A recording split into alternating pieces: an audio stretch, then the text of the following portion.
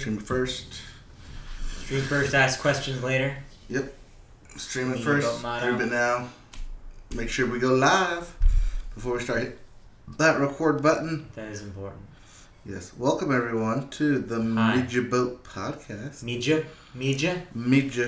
Boat. Cause I made you a boat. I made you a boat. I made you this. You made this? I made this. You made this. I made this. You made this podcast. I did make this podcast. You do. We did it. We continue to. Subscriptions. There we are. Looks like we're live. Yeah. It says that we're live. It says a lot of things. Alright, well, let's tell everyone that we're live. Hoot. D. Gregorius. Hoot that sweet. 2 home runs. Nice. That's the way to show your off your Jeter. Seems inappropriate to show off your Jeter. Your inner Jeter? Yeah. You should keep that away. Put that away. Ain't no Madonna. Oh yeah, Jeter, they right? did that. I think that was a thing. Yeah. Yeah.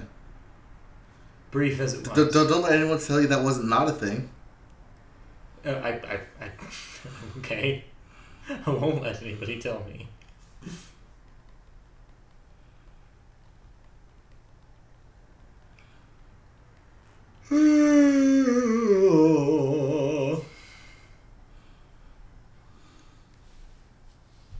Alright. That's out. That's good. We're Cool. good. Awesome. So let's start this. Get Audacity rolling. Yes, because we are a podcast. A podcast. A podcast. Alright, make sure we're getting mic levels here. Puddingcast. Getting mic levels. Check. We are getting mic levels. How's your level? How you feeling? A little to the left. Oh, well, then you're not level at all. Need one of those levels with like the... a bubble. Yeah, the bubble in it. I should put a bubble in Or there. a stud finder. Oh, wait. I don't am need one. I know. Because we already know. Yes. So, unfortunately, my stud finder's at home. Probably watching us. Aw, that's cute. Hi, welcome to the Media Boat Podcast. We're just a couple of studs bringing you beep the biggest news on movies, television, video games, and music. Not necessarily in that order. Sometimes that news means controversy, but hey, we're here to talk about it. It's 2017. What's not to talk about? What is not a controversy? The Media Boat Podcast already explained what we are. My name is Matt. His name is Mike. I'm Mike. He's Matt. We're here to blow your mind with the latest news. It's October. Oh, yeah. Well, it was October last week, too. But it's October again. It is still October. Some say will still be October for a couple more days. It is October 11th. I had to check. 2017. This is episode 93. I believe so. 93? I'm not going to quote you on that. 93, Because I'm pretty sure it still says like 86 down there. Yeah, whatever. It's wrong. I know. I'll go fix it. We're in the 90s. I'll backtrack it and fix it. It's the 90s. I could say it right now. We're in the 90s. The next few episodes, we're in the 90s. We're in the 90s. Go for it. It's the 90s. That's kind of us. Let's get rolling into it. We always start with, of course, movies, which always starts with the box office numbers from the weekend. Woo! Despite what you may read, I read a lot. Yes. Blade Runner 2049 is your number one. Yeah! Movie. Said they had underperformed. Although, what isn't performing compared to the original Blade Runner, seeing as that even underperformed and basically came in and went after 3 weeks.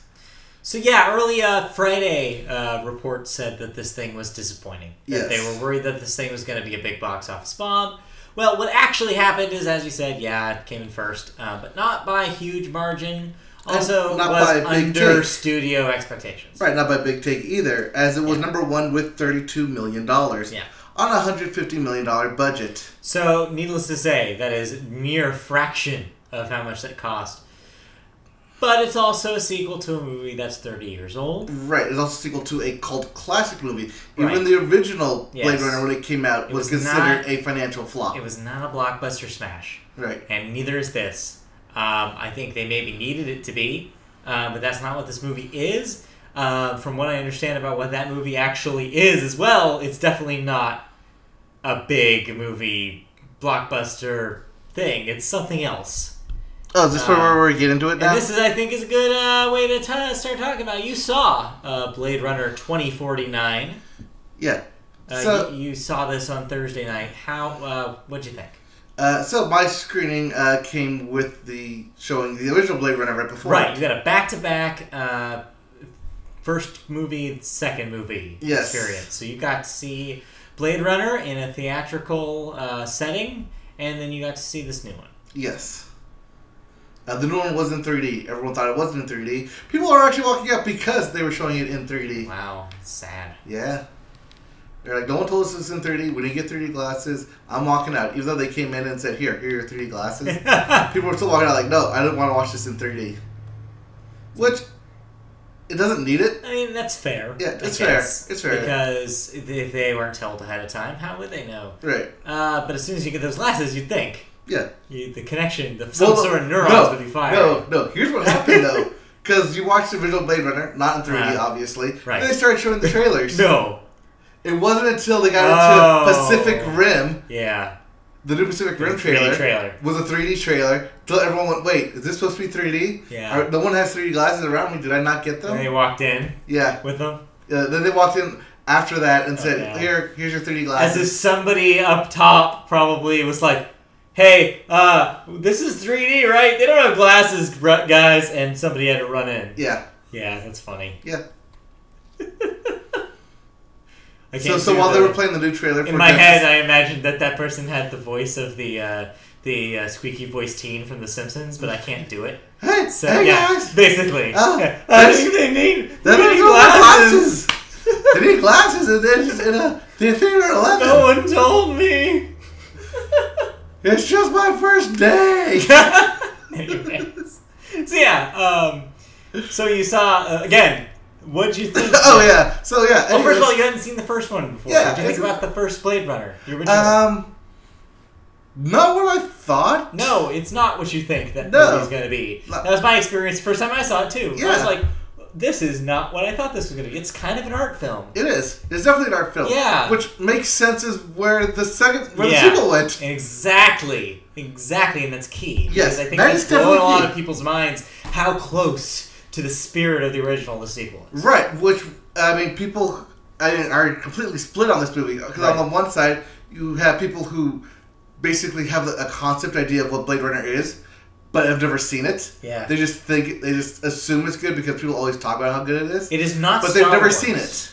That's the thing, is a lot of people were like, oh, 80s sci-fi, okay, so it's Star Wars, so it's Alien. You know, both of right, yeah, Alien. 70s, but you get what I'm talking about. No, like Empire. Empire was 80s. Sure, yes. So yeah, it's like, it's not that kind of movie. Right, so they're thinking, oh, it's like sci-fi 80s movie, reboot. Okay, yeah. I know people like Blade Runner. Yeah. Sure. I know it's supposed to be a good movie. I've never seen it. I know that there's huge controversy with the director's cut, but I've never seen it.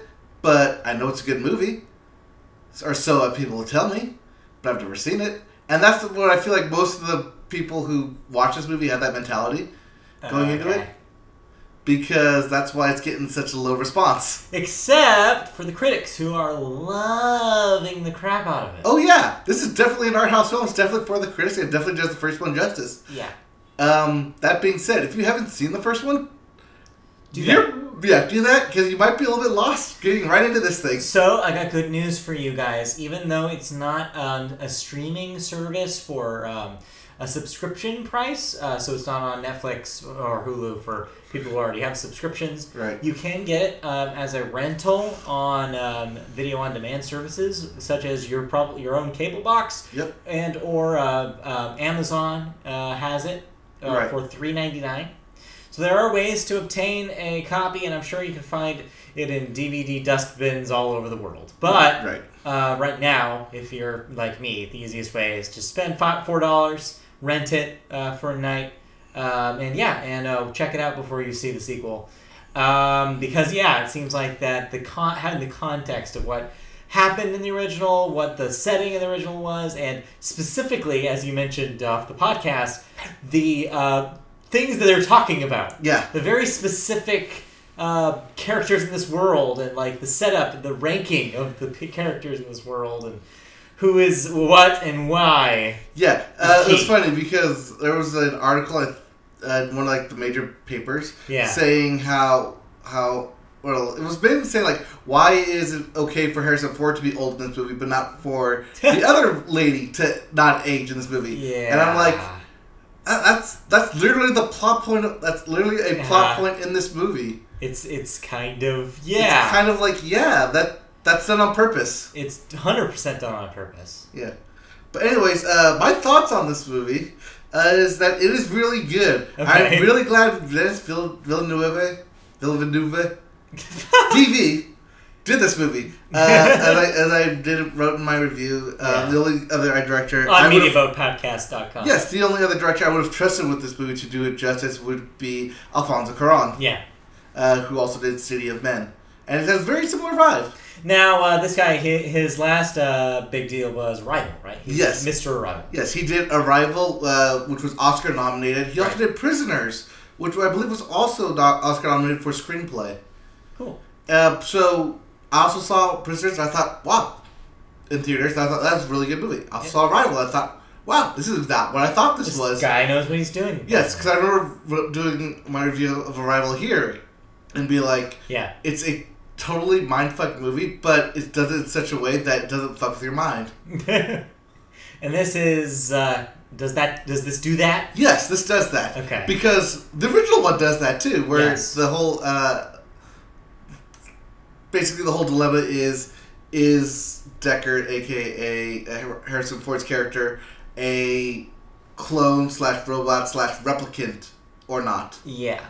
And then it gets to this also to like what is a replicant robot or not. Yeah. So one of the points that I saw on the internet was about how it's kind of like it established in the first movie. It kind of establishes, okay, what does it mean for android / robot / people who are combinations of things. Right.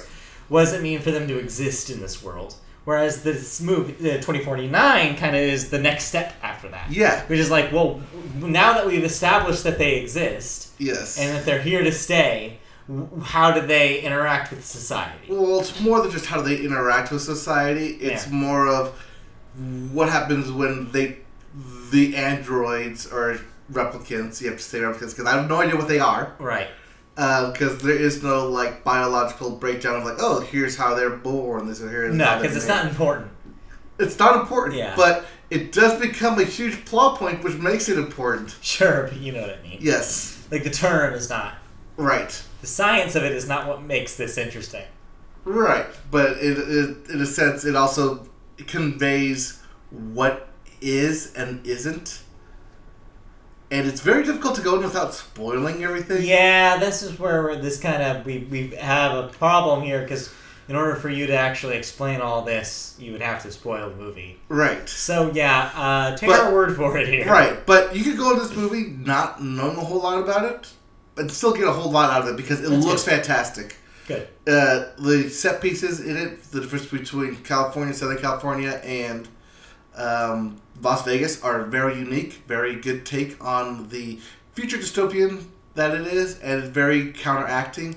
And it also drops a lot of hints and Easter eggs throughout the movie that lead up to the big reveal that you don't realize that it does it until it does it. And they're like, oh, wait, that's why they did that. That's why they did that. And that's how come this is this. And then you start connecting the dots. And it's definitely worth maybe 2 or 3 watches to get the full experience. Cool. But yeah. That's my brief take on Blade Runner 2049. So that's out there. So you give it a see it? I'd give it a see it if you... No qualifiers. Oh, no qualifiers? No qualifiers. This is our... It's either you give it a see it, a stream it, or a pass. It's okay, I'm going to give it a see it then. Yeah. If for anything, it will allow more directors to make movies like this.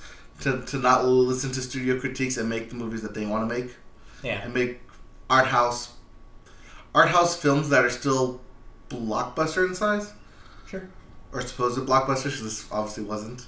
Yeah. In terms of the numbers. But yeah. Cool. Yeah, see it. Okay. It may come around again in terms of Oscar season. Yeah, that's possible. It's possible. Maybe not big prizes, but maybe some visual effects. Yeah, maybe some effects. Maybe cinematography. Yeah, maybe cinematography. Maybe directing. I'm not sure about directing because there's some other heavy hitters coming up. Yeah, that's true. Including, you also have Christopher Nolan and Dunkirk already out there. But also look forward to seeing this on a lot of people's top 10 lists at the end of the world. Yeah. At the end of the world. Freudian slip. The end of the year. You know it's the end of the world. Probably including ours as well. Yeah. What else is in our top 5 for the box office this weekend? Yes. Number 2 was The Mountain Between Us. Right. Idris Elba is stuck on a mountain. Yep. With Kate Winslet. Yeah. Yes. $10 million made it number 2. Yep. It returns. Still in there. Yep. Number 3 with $9.9 million. 41% drop. Crossed the 300 million mark at 305 domestic total. Number 4 was My Little Pony. Right. The movie. Yes. With $8.8 million in its debut. And disappointedly, Kingsman 2 comes in at number 5 with $8.6 million. Yeah. It did have a 48% drop, which is typical. $80 million on that. So... Yeah. It's not great. It's gonna... Yeah, it'll probably be enough for them to maybe think about another one, but it'll be a little bit. Right, they may cut the budget back. Because the budget was 104. Right, and it's it's going to crawl that number. It'll crawl that domestically. Internationally, it should break even-ish, which would render it like sequel-ish worthy. But only if like Matthew Vaughn wants to come back and direct. I don't think they'll resurrect it if he's done. Yeah, they won't resurrect it if anyone else like wants to get behind it. Because the Kingsman Secret Service is based off a comic book, right? Which is only 5 books long. Right. They don't have a whole lot of more material. Not a whole lot of material. Bring out here. Yeah. Fair enough. Okay, so that's your top 5. What's new this week? And new this week, we have the return of Jackie Chan in The Foreigner. Yes, I've been seeing a lot of ads for this. Yes. We also have Happy Death Day, a.k.a. Groundhog Day. That's such a dumb... It's a horror Groundhog Day. So yeah. Basically, this girl, from what I gathered from the ads here, could be completely wrong. This girl keeps reliving her birthday over and over again, but she keeps dying? She dies at the end of the day. Of every time, but she keeps coming back. Yes. And it keeps getting worse. Right, until she figures out who's killing her and why. And even then, I think she might still... I would love her just to be on this infinite loop. Like, even if she does figure it out, it's just an infinite loop. That sounds super annoying. Why? I don't know. I feel like one of the reasons why Groundhog Day works is that it's a comedy. Right. But for her, like, she just constantly lives the same day over and over. Yeah. You know what that sounds like? That sounds like torture. But, hey, I'm supposed to be going to the movies for entertainment. But this is a horror movie. I don't care. It's a horror movie. That's the only way to salvage that type of a concept with this kind of movie. That's the only way to salvage it. Is that she figures out who the killer is, she figures out how to stop him, but every time she goes to sleep, she'll still end up waking up to her birthday in purgatory because she died. Also, can we talk about how bad name that is? Oh yeah, Happy Death Day. Happy Death Day? Why don't they just call it Death Day? Yeah. It's a way better name. No. Whatever. It's just dumb in general. Yes, it is. So if you want dumb horror movie, it's out there. Alright, what else? Also, we have Marshall, based off of, I think it's Thurgood Marshall. Okay. Not the sequel to We Are Marshall. No. Okay. Or a show about Jason Segel's character in How I Met Your Mother. Marshall. No. Just all about it. Feature length. Right. Or the sequel to Forgetting Sarah Marshall. Oh yeah. Speaking of Jason Segel. Yes, I thought that's where you were going with No, but thank you. Okay. So yeah, Marshall. Yes. It's a biopic. Biopic. No. Yep. And lastly, we have Professor Marston and the Wonder Woman. Basically, the creation of Wonder Woman.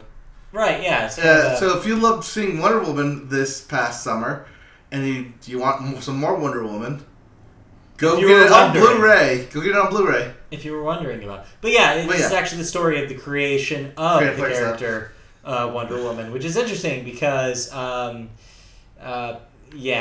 Well, without spoiling. Yeah, go see the movie or read the Wikipedia article from Wonder Woman. The information is there as well. Fascinating story. Yep. But yeah. All right. Anything else? Nope. That's all that's coming out this week. All right. Do we have number one? Is Blade Runner going to run over, or we going to go with The Foreigner or Happy Death Day? That's actually tough. Because Blade Runner's going to hit about 16. Yeah. Is it going to be a really... I mean, if it's going to be a slow weekend... It'll be a slow weekend, yeah. Then maybe. Maybe it'll hold over? The Foreigner... Yeah. You want to call a holdover? Let's call a holdover, because I'm not confident in Jackie Chan's box office appeal in 2017. I'm going to go on a limb here with Happy Death Day, just because horrors do horror. It is October. It is October. Okay, I'll take you on that. And it is Friday the 13th. Right. So we'll go see a horror movie. All right. Unless you want to see an It revival. No. No? That'd be really funny. That'd be real hilarious. I mean, it did only make $9 million. Yeah. That'd be quite a jump. Yeah. All right. Well, we'll see next week. Okay. Okay. Movie news. In movie news, we got our. Are we gonna lead with the big one? Yeah, we're gonna lead with the big one. Oh, this big one. Yeah. Yeah, we can do that. We lead with the big one. All right. So, Star Wars fanatics got their early birthday present. Yeah. If you were watching the tremendous game of a 3-2 standoff in Monday Night Football, jeez, you got treated to a halftime surprise. Well, it wasn't really a surprise. We knew going in because thankfully Twitter exists. Yes. But yes, a new trailer dropped for Star Wars Episode 8. The Last Jedi. Yes, The Last Jedi. And so yeah, we got to have a little bit more of a peek into that universe. What'd you think about the new trailer? Ooh, I love Rian Johnson. Yeah, he's good. He's good. That looks like good stuff. Looks dark. Yeah. Everybody's talking There's about... a lot of red in that thing. Empire Redux. Everybody's talking about how dark this thing's going to be. Yes. All right, what's your over-under on Rey going bad? Yeah, she's totally flipping. Internet theory here. Internet theory, she's flipping. Internet theory before that was that she was going to flip in the first movie, because in the original poster, you have her on the side of the dark. Yeah. And that's the side of the light. The interesting thing here, though, another kind of angle to this, though, is that if you keep in mind that this also happens to Luke, where there's a temptation. Right. He refuses it, but this could... this all could just be she gets tempted by the dark side, and she denies it and ends up being good. Internet theory is that Luke tells her that she's too powerful and that of emotion, and that he won't train her. Thus, she goes to Snoke, who will train her. Got it. That is internet theory. That seems also internet theory is that close, though. Also, internet theory is that Kylo Ren will be forced to kill his mother. Won't. The First Order of General Hux will instead initiate said order, kill General Leia, because she can't come back.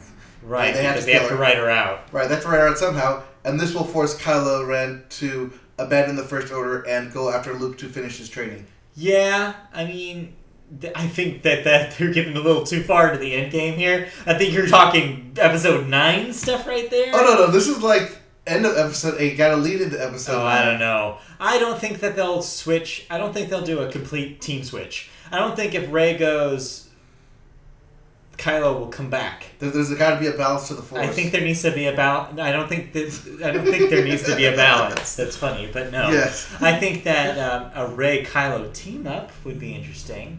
I think. Then who's your? Does that mean Luke goes dark? No, I think he dies. I'm sorry. Oh, I'm sorry, but I'm gonna take the freaking name, the Last Jedi, literally. I think Luke is kicking the bucket here. I think he dies, and the Last Jedi is, drumroll please, Finn. John Boyega. John Boyega, Finn. That's my guess. It seems likely if Rey ends up going to the dark side, if that's a thing, then of course he becomes the protagonist. Right, but also keep in mind that when the first Star Wars trailer premiered, The Force Awakens, everyone thought John Boyega was going to be the Jedi because he held the lightsaber. Also, that would kind of make sense considering how awkward the whole the lightsaber chose me as a Jedi thing was in Force Awakens. Let's be real, that was kind of weird. What? The lightsaber chose Rey? Yeah. The whole thing is kind of weird. That sequence is weird, and hopefully we'll get explained. And so, yeah, that makes sense then. Because it was weird, that she doesn't actually want it. She doesn't actually deserve it. It's not for her. It was maybe given to her by force as a way to get it to Finn. That would make more sense. So yeah, or a way to get it back to Luke. Yeah, maybe, but Or just they both go dark and Luke is the last Jedi. That would be super dark if they just really went there. And then he has to just train Finn. And also, no. Be a Force user. I'm going to go with no because this is not about him.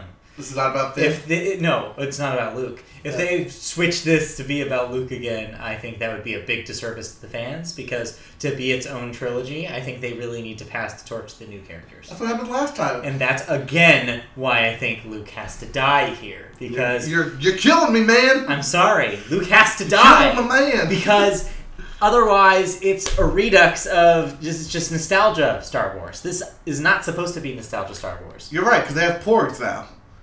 Right, because of porgs. Porgs! Porgs! Porgs exist, and everyone loves porgs. Freaking giant eyes. They look like seals. They kind of do look like seals. Yeah. Land seals. Yeah. Expect every little kid to be all about the porgs this year. There's already, I don't know if you saw this, but there's already a children's book that's like about Wookiees and porgs. Yeah. And it's like Chewbacca walking, like a little illustration with a bunch of porgs behind him. I'm just like, oh my god, that's gonna sell like 1 billion copies this Christmas. Yeah. Expect your kids to get the porgs. Like BB-8 was last time. This time is freaking porgs. Yes. Get ready for porgs. Stuffed porgs. Although me saying it sounds like food. Pork? Like, I love myself a stuffed pork. Get some porgs. Go get some pork roast. Some pork chops. Pork tacos. Pork tacos. So some grilled pork tacos. Some pork rinds. Yeah. Anyway. Some porgles. Porgles. Alright. Anyways. Pork porgles. We need to move on. So yeah, that's Star Trek. Oh my god, that's Star Wars. Yeah, you get crucified for that. So some nerd is going to kill me. Yeah, so that's out. The trailer's out. Looks good. That's going to be an interesting thing when that happens. Yep. December tickets are on sale. So your IMAX screening is probably like half sold out by now. Probably. So get your tickets while you can. Moving on, what else do we have in movie news? We have the other big story that happened this weekend. Yeah, let's talk about this. Okay. This has been a long week. Yeah. All right, Mr. Harvey Weinstein. All right, most people know... has been fired from the Weinstein Company. Yes, most people know Mr. Weinstein as being currently co-founder and co-owner of the Weinstein Company, which puts out prestige films, are known for basically running the Oscar season. Yeah, running the Oscars. Also formerly running Miramax. The Miramax was their company, named after their mother and their father, and then sold after it was sold from Disney, and they spun that out to its own thing, and now they run the Weinstein Company. Harvey apparently. Now news has come out that he has kind of a history of inappropriate behavior, sexual assault against women that are both in the industry and working with him.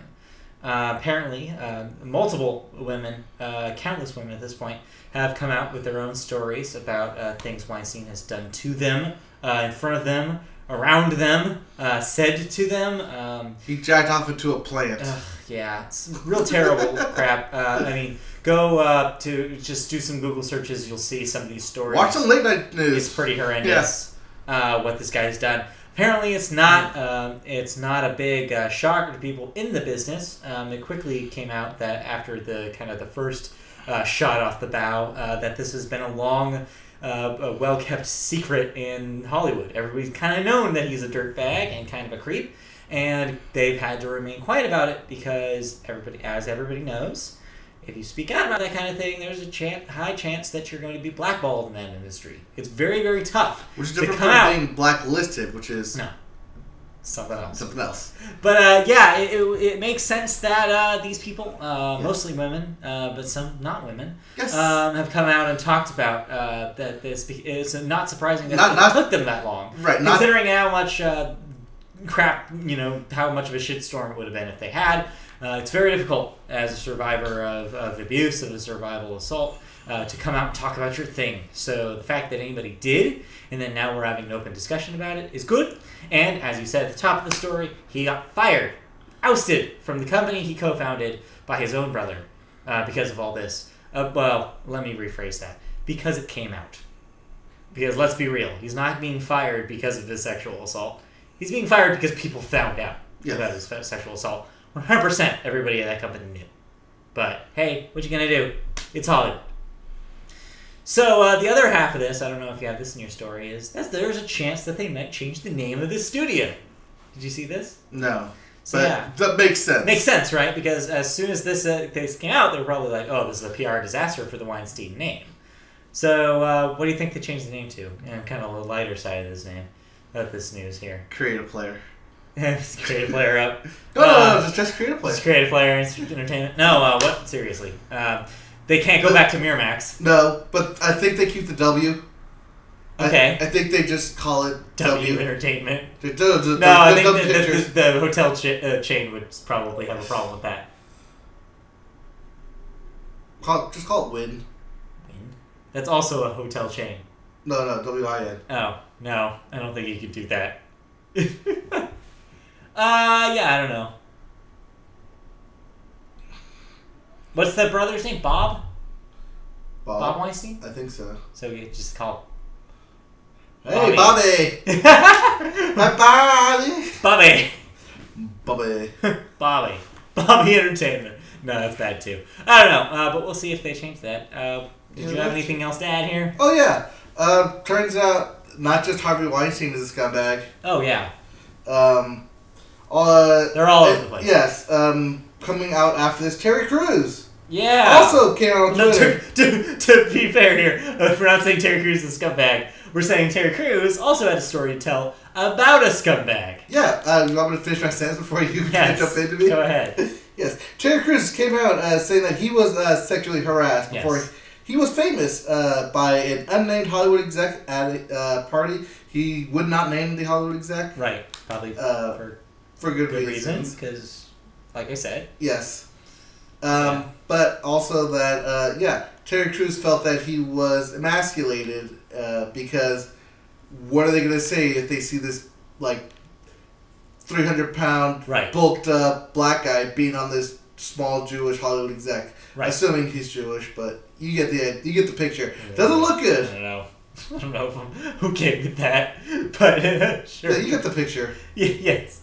Unnamed, of course, so who knows who this would have been. But the context is that, dude, men can be scumbags no matter what sexual orientation, no matter who you are. Right.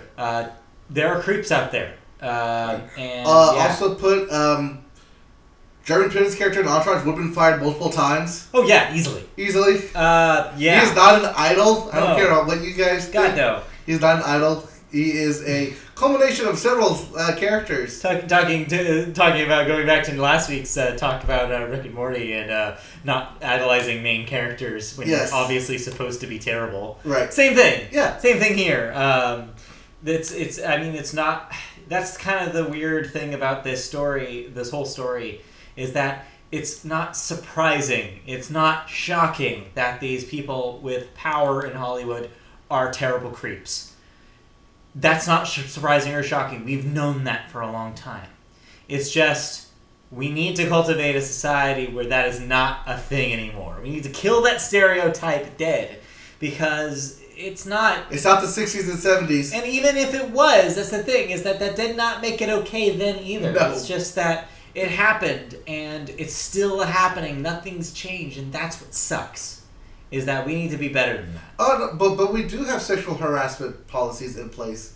Yeah, well... But are they being enforced? Are they being enforced against the people with the power? Yes. And that's the thing, is that people were very quick, when the people who were defending Weinstein were very quick to point out. It's like, oh, well, he said in his letter that he's going to donate to women's organizations and he's going to start a foundation and all this stuff. Here's the problem with that is that... damage is already done. Well, that and the fact that that doesn't address the problem here. The problem is not him and women. That's not the problem. The problem is his abuse of his power. The problem is him using the power. It's a male in the industry or a person with power in the industry using their power to subjugate people below them inappropriately. That's also key here. It's not just that they're women. It's that people with power are given passes, and everybody else is super afraid to come out against them in fear of losing their jobs. And that's the problem, is that, among many problems here. But yeah, so yeah, he's oblivious of what the actual issues here is. Doesn't look like there's any sort of repentance for the real issue at hand. So yeah, good luck. I'm sure he got a ridiculous severance package, so good luck with all your money, Harvey. Yeah, good luck, Andy. Sure. No. That leads me to the other scumbag story of the week. Yeah. Creator of Screen Junkies, you know, honest trailers and other stuff that you watch on YouTube. Right, yeah. Very popular YouTube channel known for honest trailers and other movie-oriented, TV-oriented parodies and videos. Right. So just to be clear, not the honest trailers voice guy. No. It's not him. He's the creator of the channel, Andy Signore. Yeah. He was also recently found out that he's also kind of a douchebag and sexually women. Some stories came out around him here, very similar to the stories about Harvey Weinstein. So yeah, he also got ousted pretty immediately from the Screen Junkies guys. Yes, they kicked him to the curb. Yep. So yeah, another win for inappropriate conduct, which is just, you'd think that this would happen less. But here we are. But yeah, so always be on the lookout for this kind of behavior. Listen to women, believe what they have to say, and not only women. I mean, Terry Crews's an example here is that it can happen to anyone. So yes, don't abuse your power. And make sure to call these things out as they come into view. Right. All right. HR is there for a reason. For real. Also, legal routes are there for a reason. Yeah. Yeah. Okay. I guess that's our soapbox for the day. Yeah, soapbox. What's next? All right. Well, if you want to be like us, and I know I do, and I know you do, and you want to be movie critic, or at least know how well a movie critic thinks. Sure. Well, you can go to school for that. I mean, yeah. That's what we did. Yeah. Yeah. But what else can you do? I mean, if you don't want to spend like thousands of dollars like we did, and you want to know how movie critics think on the cheap, well, you can find out from one of the greatest schools in the country, MIT. Okay. You don't know where I'm going with this, do you? No, what are they doing? Yeah. So, MIT is offering free courses to teach you. Corsages. Yes. Free carriages to teach you how to watch movies like a critic. Okay.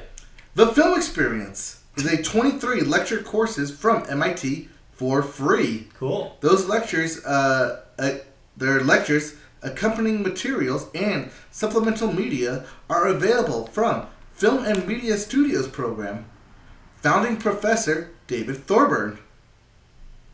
So yeah, if you've ever wanted to think like a critic, see movies the way we see them, and why we don't just simply praise every movie out there, and know why they suck when they come out. Is this a on-campus thing? Is this an internet online thing? All right, cool. Online, free so online. Anybody can do this. Yes. This is part of MIT's free courses.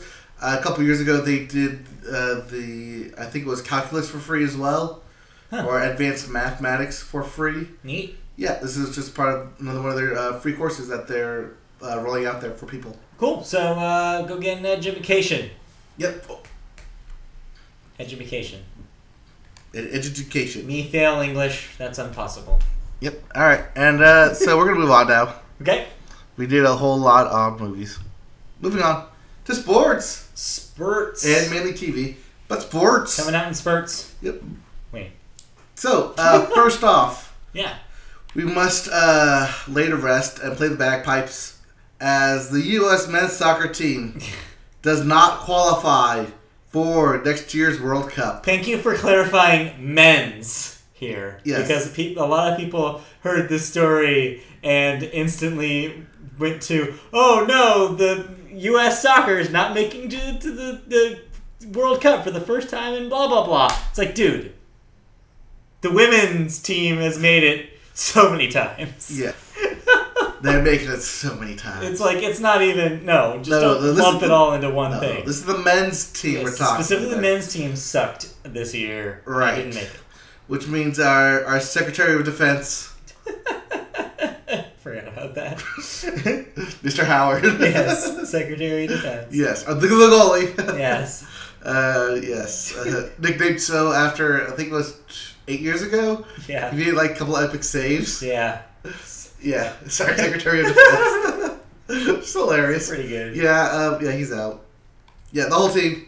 Sorry, men's U.S. team, you did not qualify to play in... Where are they playing?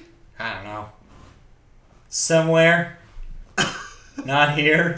Yeah, I know it's not the U.S. Is it Seoul? Seoul. I don't know. It might or be. Is that...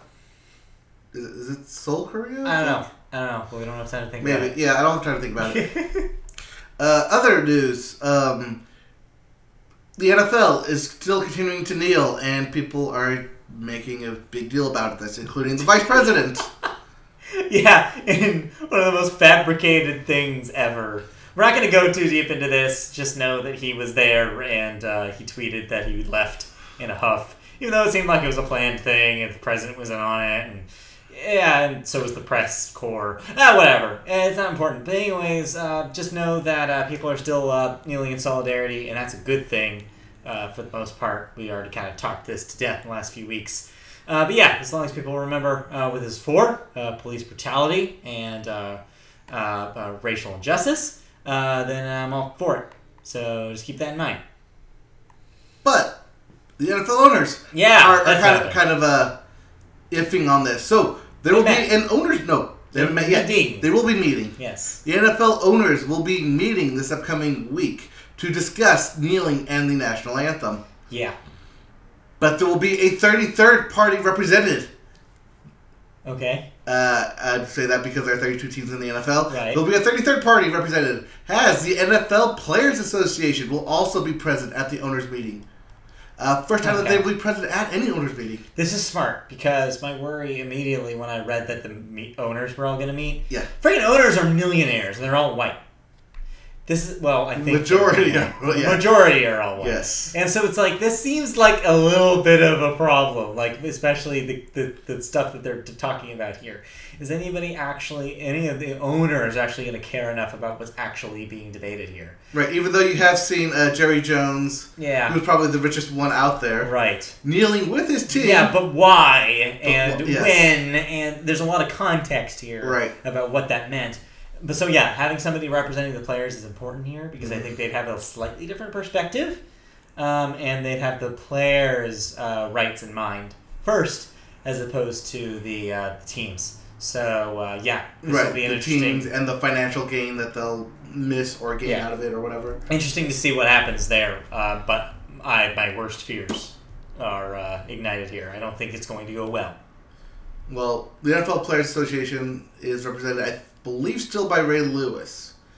I know he was represented when he was a player. I believe he's still represented. I mean, the frustrating thing for me here is that, as much as I think that the league should stay out of it, unfortunately the league is also a business. Yes. And businesses do get to despite what you think, it is still a business. They ultimately do get to make the calls about what they their employees do. Deem what goes on in their business. That being said, I really, really, really, really hope that they consider the actual statement that's being made here. Right, and if they do make a statement, I hope it's one that... And take a page from the NBA's book here and just kind of let the players be. Yeah. Yeah. NBA largely stays out of players' politics, about players' statements. They largely let the players be the players, and that's why I think basketball has some of the most outspoken personalities in sports. Yes, people know who basketball players are because it's basketball, and they're allowed to do. And they're playing basketball. Whereas football, like, people know a handful of football players because they're quarterbacks and like some wide receivers, some running backs. It's like no one. They're on their fantasy team. Everybody. Right. Unless you do an IDP league and you're not JJ Watt, good luck trying to. Yeah, exactly. Yeah. Like, how many defensive players can you name? The Donald. Okay. Quinn. All right. Ogletree. That's only because I see them on Sundays. Right. Exactly. And Clinton Dix. And Clay Matthews. Everybody knows Clay Matthews. Yes. His hair. Clinton Dix. It's like you can name them if you think about it. You have a handful, but But there's a lot more players. I mean, chances are you'll see an average team's defensive lines, and you'd be like, I don't know who any of these people are. Right. Also, just try and name me a center. I cannot. I can tell you right now. Maybe any offensive lineman. No. Basically, I can tell you right now. I can't name anybody by their position. Right. Except for quarterback.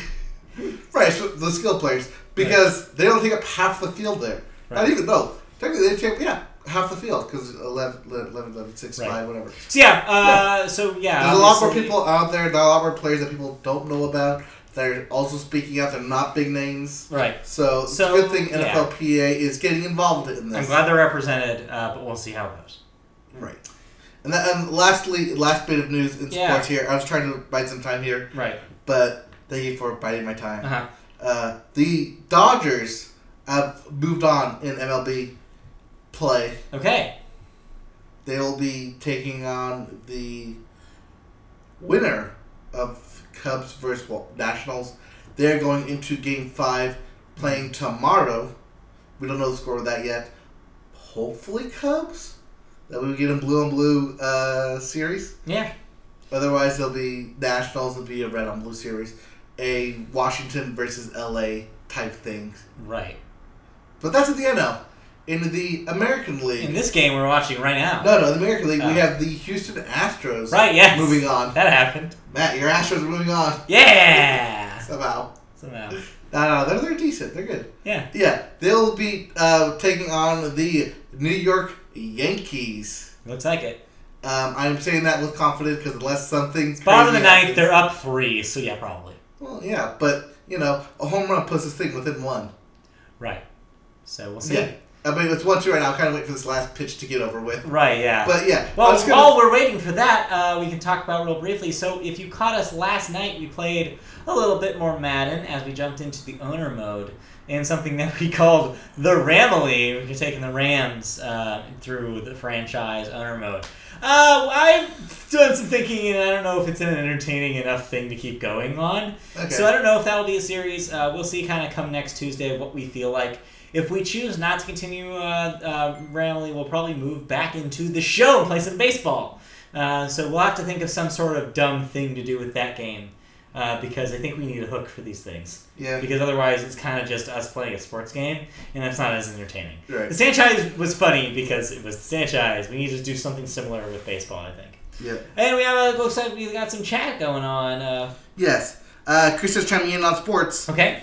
Saying poor men's team. For the record, women have not only made the World Cup, but they've won 3 times. That's true. They're the real ballers of America. They really are. Soccer. It's true. I heard a rumor today that Trump is going to tax the owners more if they don't force the players to stand. And also, in regard to the NBA, Adam Silver gets it. So there you go. Yes. News from the front. And yes, and the Yankees win, so they will be moving on. All right, so there's... And we're going to move on. Lineups. We need to move on. Let's talk about the rest of television, the world of television. Yep. What else happened in television? In the world of TV. Netflix. Yes.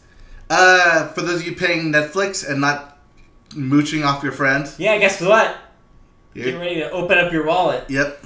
And open up your hearts. Yes. Yes. But no, mainly your wallets as, the price will be going up. Yeah, but not by a huge amount. Nope. It'll be now equivalent to Hulu. It'll be $1. Yeah. Yep. So beginning next month, the standard tier two devices will go up from $9.99 to $10.99. So yeah, if you're paying $9.99 now, you're going to be paying $10.99. It's just an extra $1 every month to keep watching Netflix shows. Yep. The premier tier for 4 devices and Ultra HD will go up from $11 to $13.99 or $14. The basic 1 device will stay at $7.99.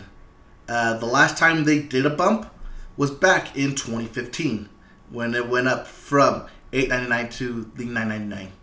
So it's been 2 years since they've done anything. I think before that it was like 3 years. So yeah, makes sense. Netflix is huge. They need money to fund this $7 billion. The original programming. Right. And $1 from everyone makes a difference. And, to them. But to us, not really. Right. It's $1, so if that's really a deal breaker for you, whatever, unsubscribe. But for most people, that's going to be fine. Right, because if you're still complaining like, I remember when it was $7.99. Yeah, that was like 10 years ago. Yeah, right, exactly. Wake up. It's got $3 in 10 years. Give me a break. It's almost crazy how little movement it's really had for something as popular as it's been. Right, it has why it is. Yeah. Yes. So cool. Yep. Well, not cool, but hey, deal with it. Yep. But in light of this, Hulu has decided to go ahead and do some stuff there. Okay. Yeah. It's non-committal and vague. Yeah. Because instead they're going to be lowering their prices. Really? Yeah. What are they going to do? They're going to go from $7.99 to $5.99. Okay. For the ad-supported Hulu. Yes. So what does that mean for people who are paying for the ad-less Hulu? Nothing. Nothing? Awesome. Yep. This is their bottom tier. They're doing this in front of their highly anticipated series premiere of the Marvel's Runaways. Okay. It's promotional, so you only have until January 9th to sign up for this low price of $6. So if you don't have Hulu already and you don't care about seeing the same 3 ads all day, then $5.99 a month is a good price. So get on it. Get on it right now. Matt, for the record. Yes. There are only 12 people on every basketball team. Yeah, that's true. And 52 on football. Right. It's a big deal. Yes. Also, Mangold is a center. Y'all are dumb. Next, please. Well, of course she's going to know.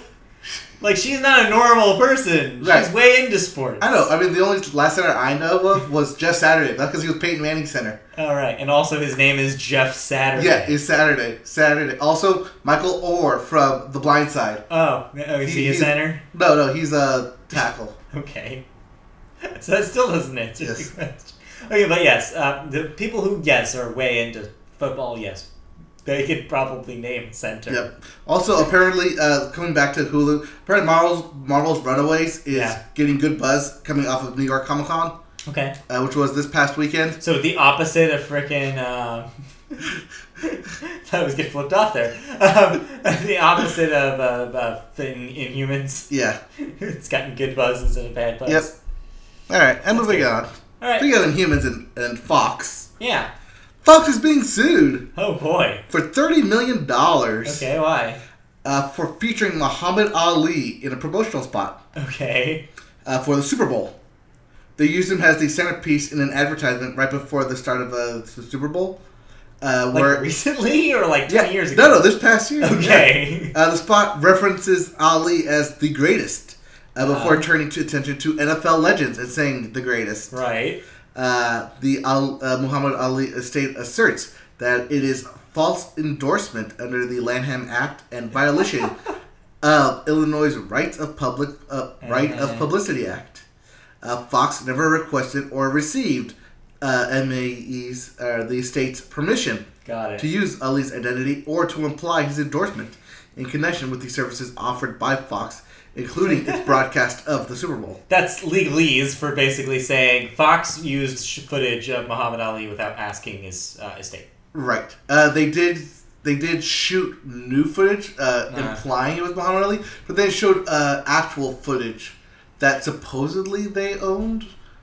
But still, that's kind of, even if Fox does own that. Right. It's either they own it or it's considered archival footage, so it's considered like public domain.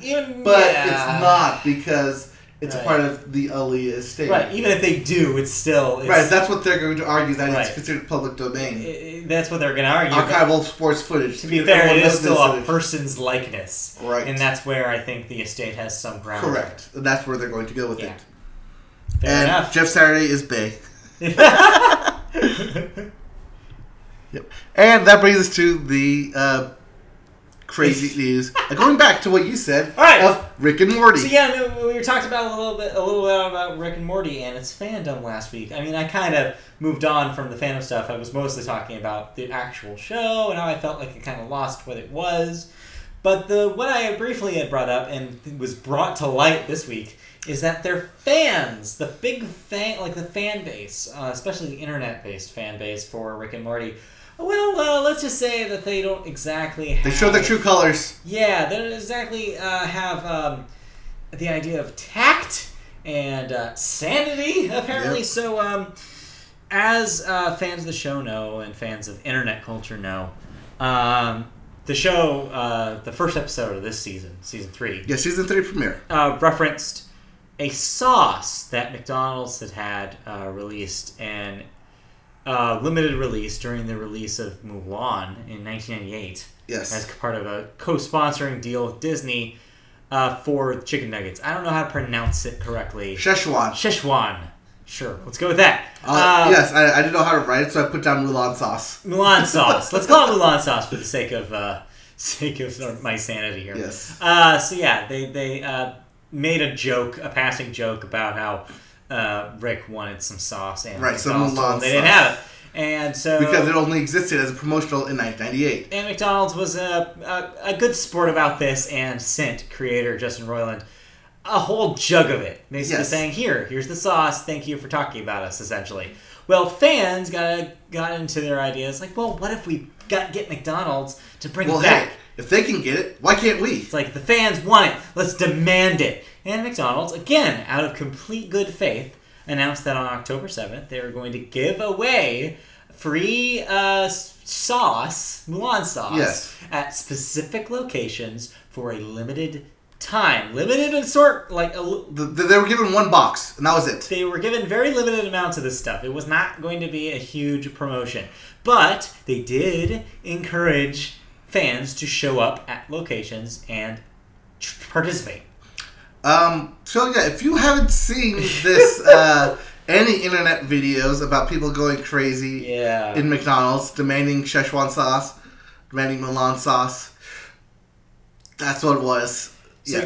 So people went insane. Fans went to McDonald's, freaked out about not getting any sauce, complained to workers. Yeah, the one I saw, I read one where the guy literally jumped the counter and ran to the back saying, I know you have it back here. I know you have it back here. Where is it? God damn it, where is it? Yeah, it's just people... there was a video where a guy jumped on the counter and screamed, I'm Pickle Rick. Give me the sauce. I'm Pickle Rick, and they ran out the building. So there's a few things to unpack here.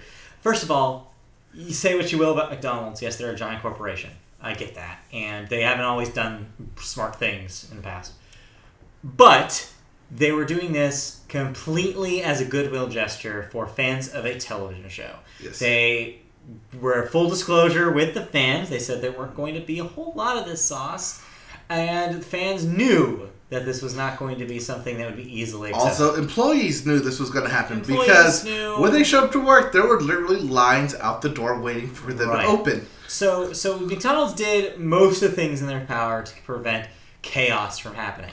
So the onus is on the fans here, and I think that the fans especially were very quick to complain that McDonald's was not prepared. It's like, no, you guys just have unrealistic expectations for what this thing was going to be. Right. The other thing, of course, to unpack here is that let's maybe back up with making fun of the people in these videos real quick, I do want to address that there's a strong chance that maybe not like all these fans depicted in these videos. Okay, I want to make it fast. Make it fast. A little broad here. Broad City, make it fast. There's a chance that they may not have been that.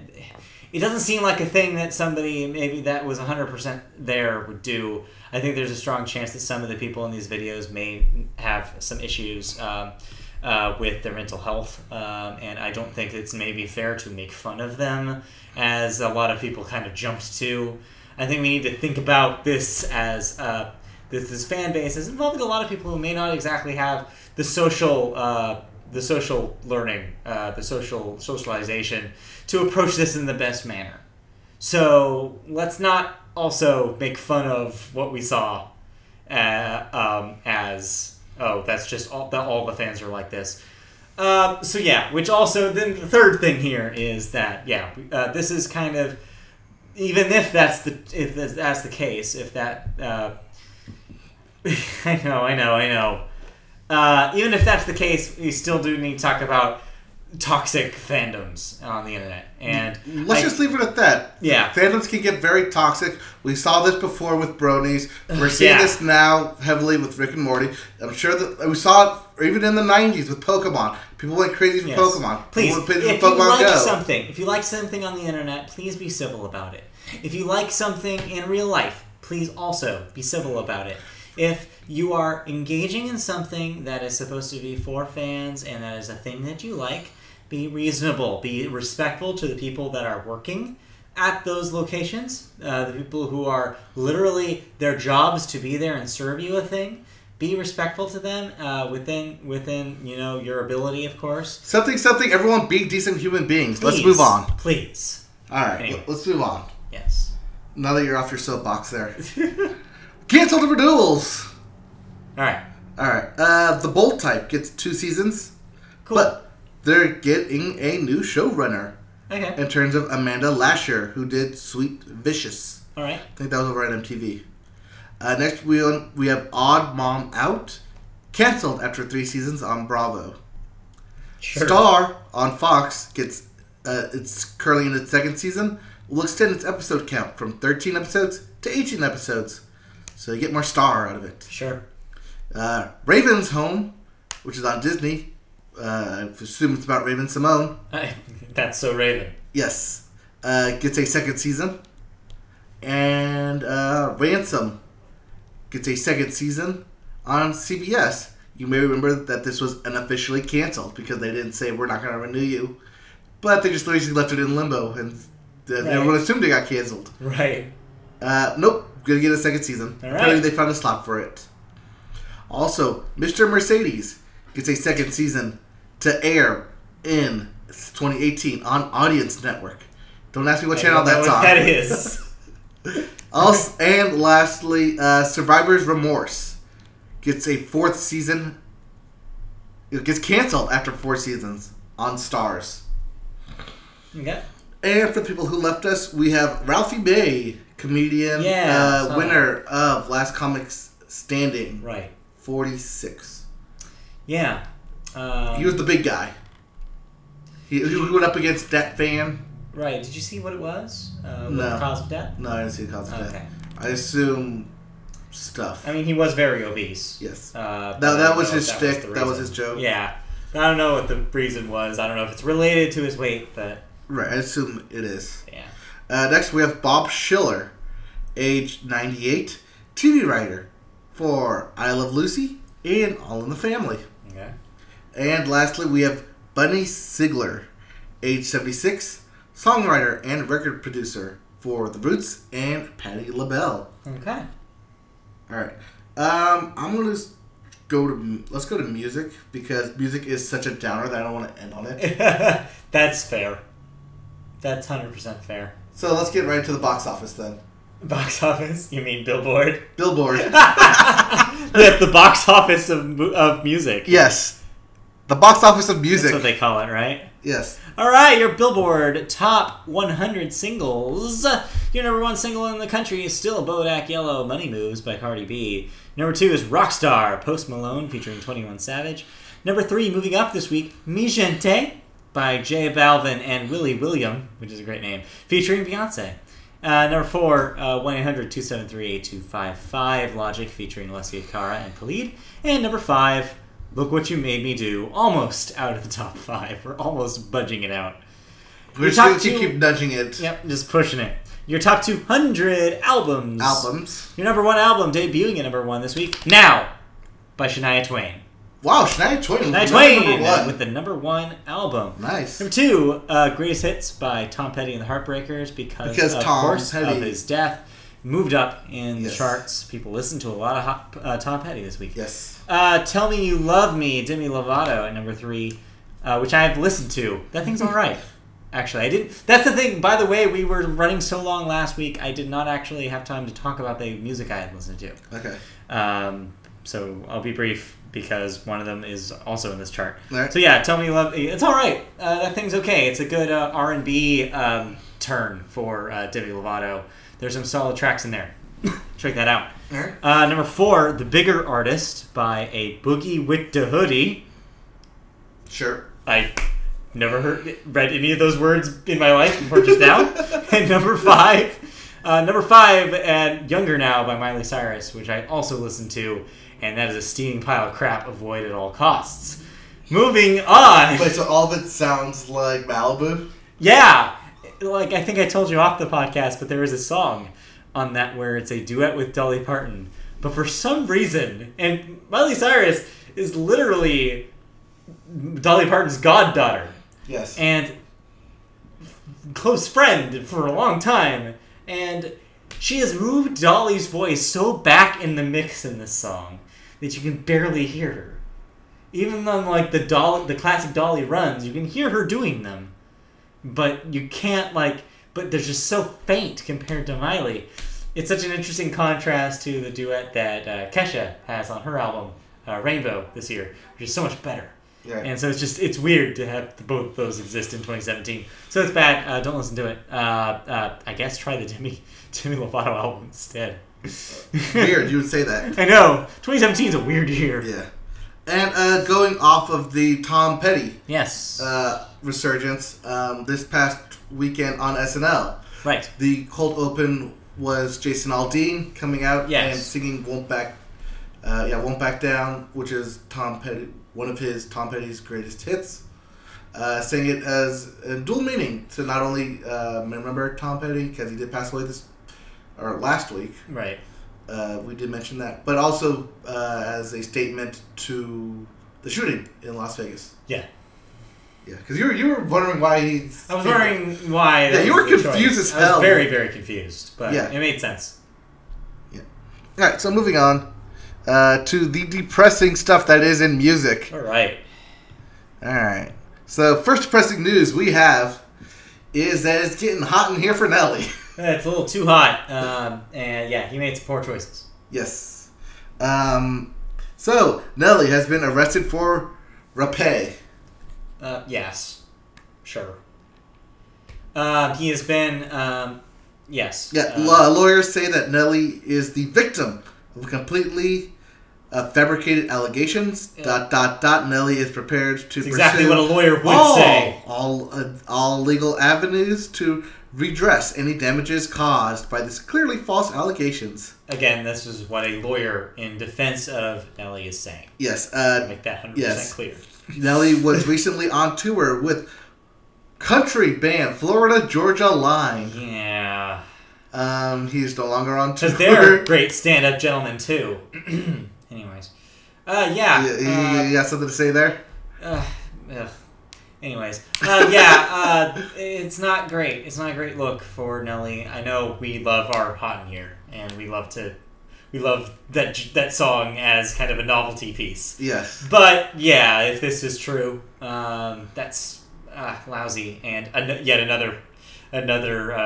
yet more proof of just scumbags. Scumbags everywhere. It's like that Toy Story meme. Yep. Scumbags everywhere. Scumbags everywhere. So, yeah. I'm sorry, I should probably go over here. Mine was off screen. Yeah. Scumbags everywhere. Anyways. Yeah. Yeah.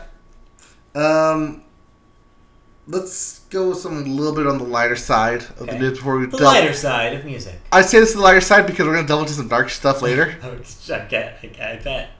All right, what do we got? All right, we have our guitars outside of the Rock and Roll Hall of Fame as the nominees. Right. Yes. Were listed. Including some names such as... Radiohead. Right. Nina Simone. Kate Bush. Rage Against the Machine. Sister Rosetta Tharpe. Eurythmics. Jay Giles Band. Dire Straits. Bon Jovi. MC5. Judas Priest. Moody Blues. Depeche Mode. Rufus. The Cars. The Meters. And LL Cool J as your host. The way you said Depeche Mode reminded me of something. My Depeche Mode. Yeah, one of my high school science teachers had this thing where if you ever caught a student wearing headphones in class, he would go over to them, make them take off the headphones, and he said, "What you listening to? My favorite band in high school was Depeche Mode." And it always made me laugh because you could say it like that. Was Depeche Mode. Just you saying that reminded me of that OKKO. Yeah. Want to. Oh man, that show's so good. But we already talked about TV, so we can't go back. Eight. I think they choose 8 out of this list. Yeah. So who should be in? Okay, this is tough. There's a lot here. I think Radiohead has to be on this list. Yeah, I think yes. I think this is their first time being nominated. Right. I think they are definitely a shoo-in. If not now, I mean eventually. Yeah. As for the rest, I don't know. There's so many. I know Bon Jovi has had a lot of hits. Yeah, but are they Hall of Fame worthy? And same thing like the Cars. I mean, everybody knows a handful of Cars songs, and they were kind of important. Right. But I don't know if they're more important than anything else on this list. It's like such a... I don't know. I'd put Bush in there. I mean... I would not. They're on the edge where they had hits, but they're not influential.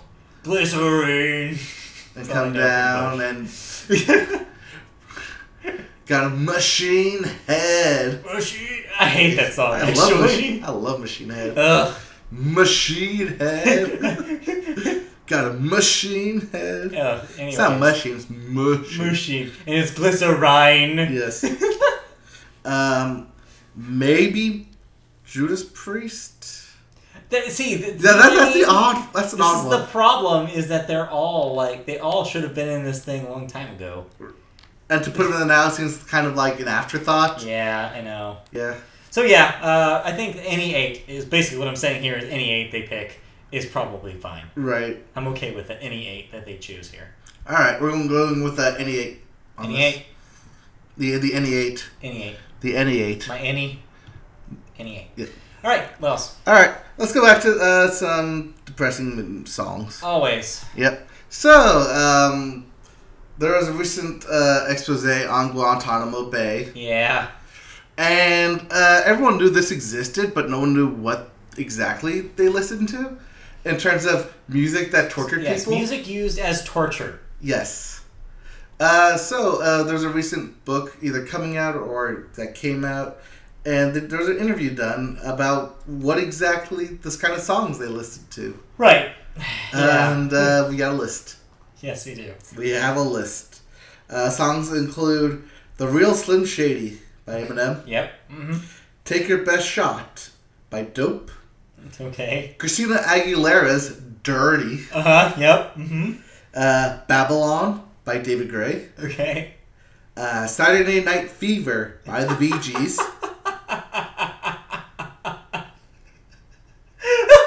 I'm sorry. I'm just imagining this right now. Just a dude locked in a room where Saturday Night Fever is playing. Night Fever, night. He's just going. Yeah, can't break it. Also on the list, Beautiful People by Marilyn Manson. Yeah. We Are the Champions by Queen. Okay.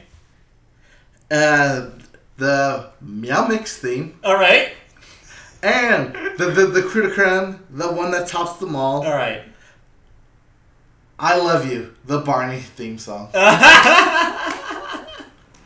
I love you. Oh, God. You love me. That would go take you some places, wouldn't it? We're all one big family.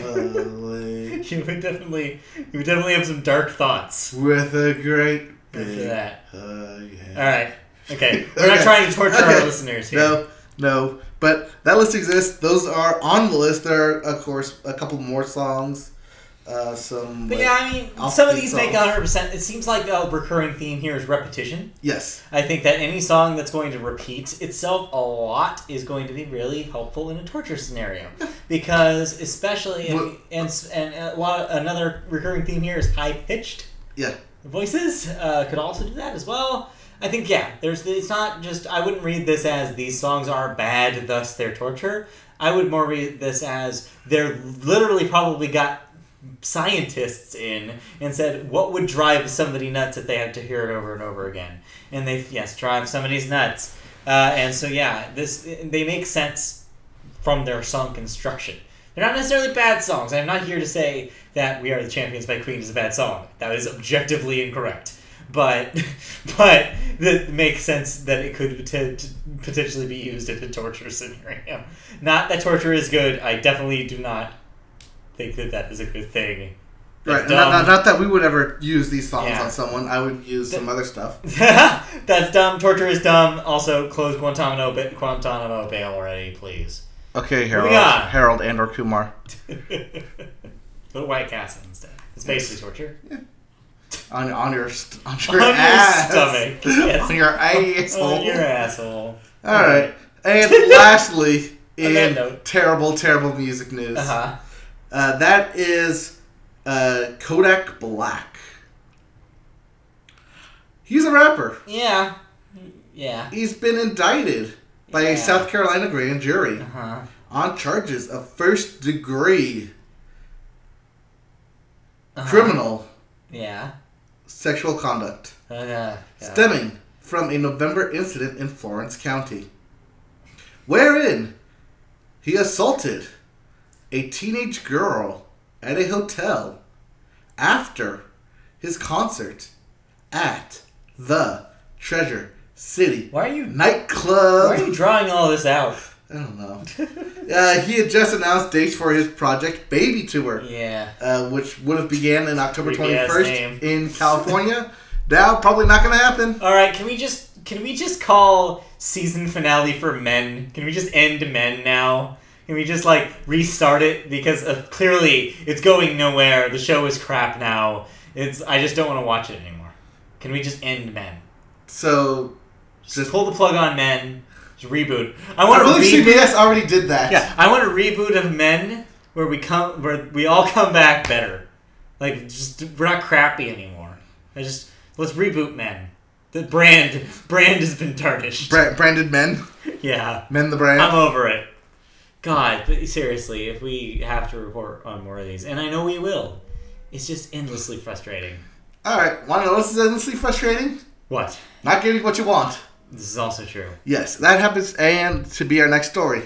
Okay, we should move on to video games. Yes. Which is what this is about. Yep, and that right there is a loot box. Oh, are we going to talk about loot boxes? We're going to talk about some loot boxes. You thought I was already on some freaking soapboxes tonight. I'm ready for another one. Okay, so loot boxes. Right. The ESRB has come out and stating that loot boxes are not gambling. They do not consider loot boxes to be gambling while there is an element of chance in these machines, the player is always guaranteed to receive an in-game content. Yes. We think of it as a similar principle to collectible cards, where sometimes you'll open a pack and you'll get that brand new holo card, but other times you'll end up with a pack of cards that you already have. They determine real gambling as betting or wagering real cash or currency, while simulated gambling is gambling without without betting real cash. Right. Without real money going to this. Even though real money is going to buy the virtual coins. Right. To pay for the simulated gambling. Right. So yeah, it's important to note here, the ESRB actually does have a descriptor for simulated gambling. Yes. It's called simulated gambling, and it will show up on games that are poker games, on blackjack games, games with casinos in them. Right. There have been exceptions in the past, of course. There are some games that are kind of grandfathered in, like, get this, the original Pokemon, but has freaking because they have a slot machine in it, yeah. Straight up has slot machines in it. Yeah, that's the only way you're cheating. Right. So yeah, there's some weird stuff about that, but what this is interesting about this, however, is that it kind of does peel back the ESRB even knowing that the similarities between loot boxes and gambling are pretty close. Yep. Except for the part where it doesn't involve money and that you are, I mean, like you said, it does, just through a previous transaction. Right. And I mean, they do away where you can use in-game currency to open packs. Right. But they're opening the basic packs, and you have to spend money to open up the rarer packs to get the rarer stuff. Yeah, I was going to go longer on this, but I'll be really short for time purposes here. Mm-hmm. Basically, the gist of what I was going to say about this is, yeah, sure, it's not real gambling, whatever, it doesn't matter. Just like gambling, however, it is literally designed to take advantage of people's addiction. It is literally something that is being designed to fleece people out of money. It's a thing that is put there on purpose to get you to spend money on it. The other side of this argument, of course, is does it affect gameplay? Yes, no. Does it give you an advantage in multiplayer? Yes, no. Yeah, that's also, I'm glad that we're still having that talk, conversation. But that's a conversation for pay to play and pay to win. And to a certain extent, that's a conversation that we kind of already had. Games are largely moving away from pay to play. Like pay to win. Pay to win is the term. Developers are largely moving away from that. Most loot boxes nowadays you see are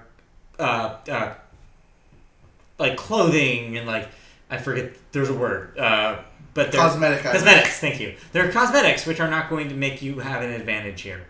So for the most part, games have solved that. The thing that games have not solved that is, one, making it less obtrusive, and two, not playing into the addictive tendencies that people who already are drawn towards video games already have. So, I don't know. And it's something that I think it needs to be addressed, but that's what I think is happening right now, is that it's coming to a head. We have so many games right now, especially in this fall game season, where this is going to be a hotly contested issue. The only reason we're bringing this up is because the past two hot games that came out this past week, Forza and Shadow of War. Both have loot boxes, and people were complaining to heavens. The thing about Shadow of War, since we talked Forza already last week, the thing about Shadow of War that's potentially worrying is that people who have gotten to the end game content seem to be they seem to see that the way that the end game content is designed seems built for incredible grinding to get the stuff that you want. That is made easier by just buying it in the boxes. As is most stuff.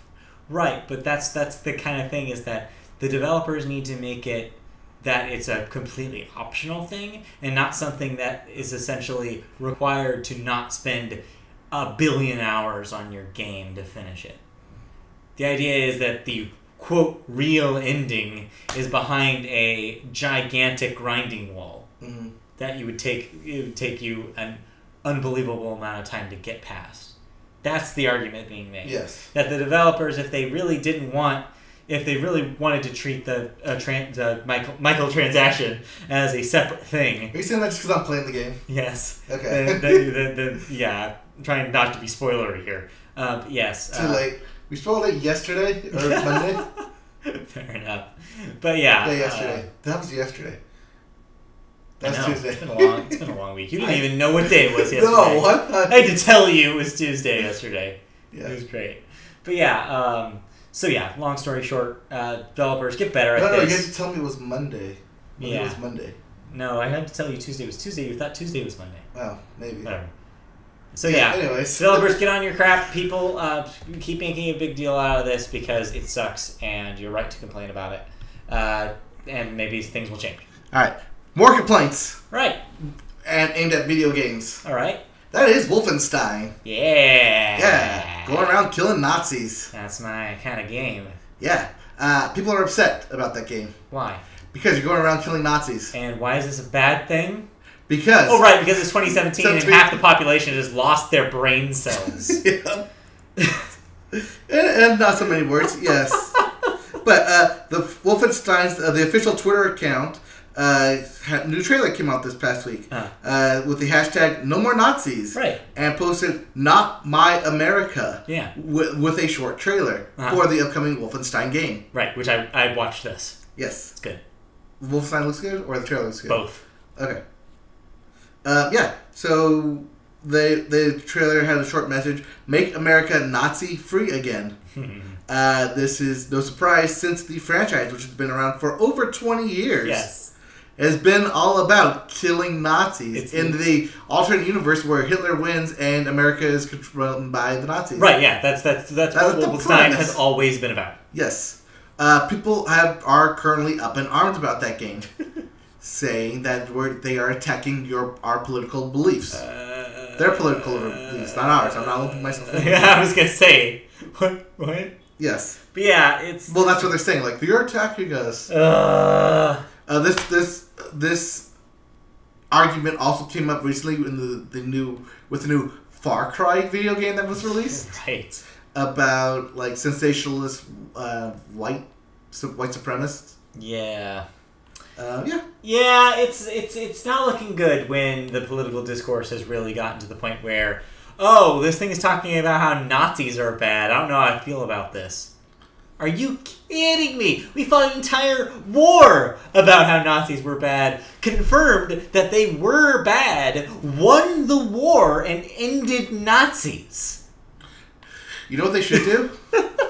They should re-release Schindler's List in theaters. Yes! Yes, I think that's a good idea. Yeah, it's a refresher. You know, put it there. It's like, hey, you know what? There was some messed up stuff that happened. Here's some messed up stuff. Just for one day, all theaters should show World War II films, just to remind people. It's just insane that we've gotten to the point where people don't. Like, Nazis were the thing to say, like, okay, this is the one thing everybody can agree with that are bad. Let's show them Captain America, where America literally punches Hitler in the movie. Yes! Anyways. Bethesda came out against this, saying, they came out with a statement, quote, we don't feel it's a reach for us to say Nazis are bad and un-American, and we're not worried about being on the right side of history here. Yes, and they're 100% right. This is... yeah, we already said everything.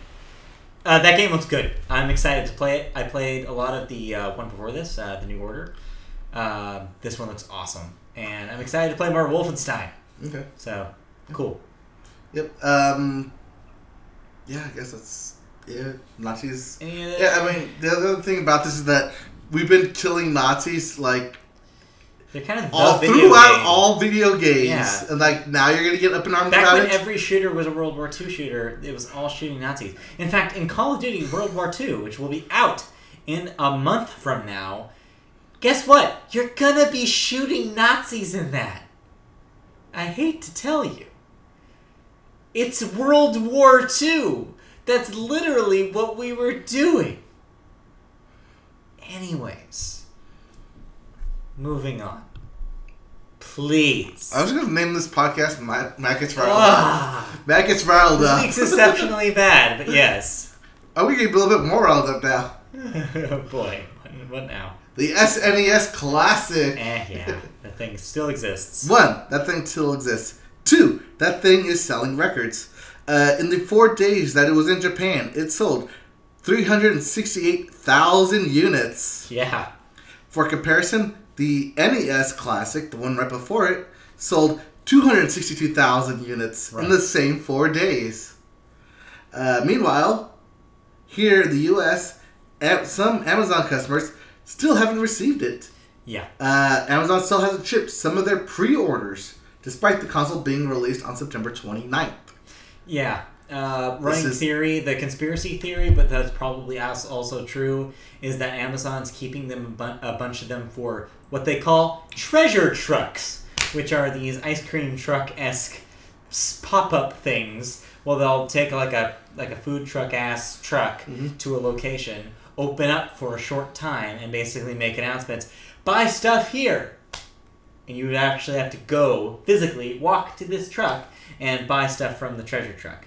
What? So, supposedly, people saw them doing these for the Super NES when this launched, and for the NESs as well. So, Amazon just has a bunch that they're saving for these things, as opposed to keeping them all for free. Also, they might be stockpiling them for Black Friday or Cyber Monday. Whatever it is, it's dumb, and people who bought a thing that were told that they're was going to be released on the 29th should get it. Right, they're pre-orders. It means they've already paid for this. Give them their damn coffee already. That's literally false advertisement if you say you're going to ship a thing on the 29th and you don't. Yeah. So, Amazon, come on. You're better than this. I know. We like you. Don't ruin your good reputation. Right. Don't make us go to Alibaba. Also, since you're like... nothing will make me go to Alibaba. We'll see. Don't... Yeah. It's bad. Alright. And that brings us to our final Alright. bit of news here. Speaking of Shadow of War. We've been playing it. You've been playing it. I've been playing Shadow of War. I've been like... Middle-earth, Shadow of War. Yes. This is, of course, the sequel to... Middle-earth, Shadow of Mordor. Yes, which I think they should have...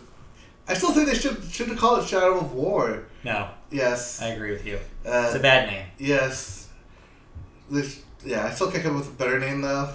Just something. I think they could have 100% gotten away with calling it Shadow of Mordor 2. With, like, Roman numeral 2. And just dropping Middle-earth completely. But I could see probably there are legal reasons why they probably have to keep Middle-earth in the name. Right. Or so, yeah. Because otherwise you have no idea that it's a Lord of the Rings game. Right. And that's what this is. Yeah. Is it picks up a little bit after the end of Earth. The end of Mordor picks up. Mordor ends, and then like a couple like months pass, and then Shadow of War picks right up and thrusts you right back into exactly where you were. Although it doesn't give you the ability to control your generals right away, that is definitely a plot point. Okay. As to why you don't have that power. But you do eventually get that power back. It is great, and I'm loving it again. Took a while. Took a while in terms of gameplay. Yeah. To get that far. Yeah. A lot of grinding, but that's because I was doing like everything. And also, the moment-to-moment gameplay in that game is so involved in meeting these orcs and fighting these orcs and refighting these orcs and watching these orcs fight each other, and there's just so much going on in the systems that it takes a while to get from place to place. Right, and there's Nemesis modes, and there's just orcs coming out of everywhere. So talk about the Nemesis system a little bit, because this is the thing in this game. Yeah, so this is the thing in the game that was also in the previous game where you could fight an orc, kill it, and then he would come back and you'd kill him again, or if he kills you... he becomes your nemesis, and you can go hunt him down. He also raises in the ranks. There's like a ranking system for the orcs that exists already, but you can mess with by either killing or being killed by the orcs in the rank. Right. You can also take over the orcs and control them and have them rise in the ranks. Kind of slavery and is kind of a weird moral gray area, but yeah... I don't know how I feel about that, but sure. What do you mean? Fantasy universe, sure, but it is kind of subjugating a species. To what? A hierarchy? No, literally subjugating them. Literally making them your slave. Anyways. No. They don't make them your slave. You say you must obey the Lord of Light, who is what I am. Yeah! How is that not making them your slave? Because they're obeying what I say. Oh my god. You're not getting what I'm saying at all. But yes, I get it. Fantasy world, whatever. Yeah. But still, it's kind of weird. Matt, they're orcs. I know they're orcs. Would you like the orcs to have a say? I just think it's a weird thing, okay? Moving on. Would you like them to be Nazis so you can just kill them? Is that it? Would that make it better? That doesn't make any sense. Keep going. Oh, it makes sense. There are Nazis in Lord of the Rings. Yeah, it's a video game. Are you saying that if there were Nazis in Lord of the Rings, they'd be the orcs? Yeah. I don't think that's fair. What would you call them then? I don't know enough about Lord of the Rings to answer that question. We need like a big Tolkien nerd in here for them to tell me. That's why we have Stephen Colbert. No, in here. Like in this room. So no, that's also why we have Stephen Colbert. He's not in this room. No. It's like, no, I need an expert on the books to tell me whether they're really the like Nazi equivalent and whether this is a fair representation. I don't know. Anyways, keep going. Well, if I remember correctly, orcs are elves who were bad elves who were driven into the underground and basically mutated from elven DNA. So that doesn't sound like they're necessarily... Well, again, I'm talking about my ass because I don't know, I haven't read Lord of the Rings or The Hobbit. So, okay, you just go. Keep going. Talk about the game. Well, I don't know, you're ruining the game now. Talk about the game. Okay. As we watch David Ortiz. So, this game's great. This game is definitely great. You definitely sink a lot of time into this game. And just like you can sink a lot of time into Horizon Zero Dawn. The only reason I compare it is because there's a lot of like arrows shooting and up close fighting, combat, and real-time strategy to this thing. It looks great, feels great, sounds great. Mm-hmm. This game is exactly the sequel we were looking for, hoping for, and got. Cool. Yeah. Happy with it? I'm happy with it. Cool. I feel like I can get myself burnt out on this really easily. So you're going to play one more game, you're going to see how you feel, and then we're going to determine whether this is going to be something that we purchase. Yeah. That's going to be the thing. So right, because I know if I purchase this, I'm going to sink a lot of time into this. Yeah, and then you're going to burn out on it, because you'll be done with it in a month. Right. And then you'll have nothing else to do with it. Just like with Horizon Zero Dawn, is I played it once, and I burnt myself right through it. It's really why when we start making money again, we should probably do Gamefly again. Yeah. Because that makes more sense for the way we play video games. Well, that's why we play them, we move on. Well, yeah, that's why I'm redboxing this thing right now. Right. So it's yeah. $3. So free plug for Gamefly. Gamefly, we might be going back onto your system in a bit here once we can afford it. But anyways, so yeah, you're enjoying it so far. It seems like it's pretty good. Yeah. So yeah, don't let the loot box stuff scare you off. Right. It seems like it's a worthwhile time still. Yeah. So if you're a fan of the Batman flow motion combat system, flow motion, is that what you're calling it? Yeah. Flow motion. Is that your term or their term? No, technically it's the Kingdom Hearts term. Flow motion. Oh my god. Flow motion. Yeah. It's how the motion flows. Uh-huh. It's got to flow. Yeah, it's got to flow. Alright. Yeah, flow motion. Anyways. The combat flow motion between fighting the different enemies. Okay, we dwelt way too much on flow motion. So if you like the Batman combat. The Batman combat. The Assassin's Creed running around, jumping, climbing on things, the hierarchy of the original Shadow of Mordor game is back. Just Middle Earth in general, killing orcs. Okay, it's good. Our patented media boat scale: buy it, rent it, or pass. Not necessarily what you're gonna do, but you recommend people do. Well, yeah, because I'd recommend renting to buying. Because I don't want you to buy this thing for $60, realize that it's either too much for you to handle, or not enough, or it's just very repetitive. I think a solid rent makes sense here. Yeah, it's a solid rental. So yeah, so rent it. Check it out. See if you like it. If it's something you really want to invest your time into it, like 80 hours, 100 hours worth of time. Yeah, I feel like this thing's gonna take. Definitely buy it then. It's something you already know you're going to buy if you like Middle Earth and that world. Or maybe wait until a sale where it goes half price next year. Yeah. That works too. Or if you see it on sale during Black Friday, pick it up. Cool. Like a buy two for like $80 or something. Pick it up. It's definitely worthwhile. Definitely worth your time. But if you're not into that universe or into that kind of combat system, might not be the game for you. Yep. Fair enough. All right. So do we have anything else in video games to talk about? Nope. I'm good. You didn't get to play Metal Gear Solid. No, that's fine. That's old news anyways. We wouldn't be talking about at all. So that'll do it. All right. My happy feast dinner. Alright, so we will be back next week for another edition of the Media Boat Podcast. They'll wrap it up for this one. Yep. You can catch us every Wednesday night live on YouTube. So tune into YouTube, just go to Media Boat Podcast, just search that in your search bar. You'll find our channel, and you can subscribe and find us live every Wednesday at 8 p.m. Pacific. You can also listen to our podcast on iTunes and all sorts of other ways you can get your podcast. We're everywhere. Just search Media Boat Podcast, like and subscribe. You can also find us on Twitch.tv streaming video games. We'll probably be streaming again on Tuesday, probably some sort of baseball game. Yeah, we're going to go into baseball because it is the MLB playoffs. Yes! For another 2 weeks after that. It's October, and as those ads keep telling me, nothing matters except for October.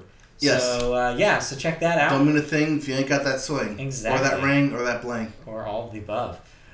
You can also find all our news and announcements and features on MediaBoatPodcast.com. It's also you'll find our long-form thoughts about the newest releases. So check that out, MediaBoatPodcast.com. You can also find us on social media. We're on Twitter at MediaBoatCast. We're on Facebook. Search MediaBoat Podcast. We have a whole page there. Interact with us. Email us mediaboatpodcast@gmail.com if you have any suggestions, questions, anything. If you catch our live feed here, you can interact with us live. Chat on the chat. So check us out. We'll be back on Tuesday for sports, and we'll be back on Wednesday for another edition of the Media Boat Podcast. See you guys next week. Okay, bye. Boy, I didn't mention the Patreon. That's fine. That's fine. Give us money. Nothing on the Patreon. /MediaBoat. Yep. Nothing else in the chat? Nope. All right. Then Christian tuned out about 9 o'clock. Okay, bye. All right, bye. Stop streaming.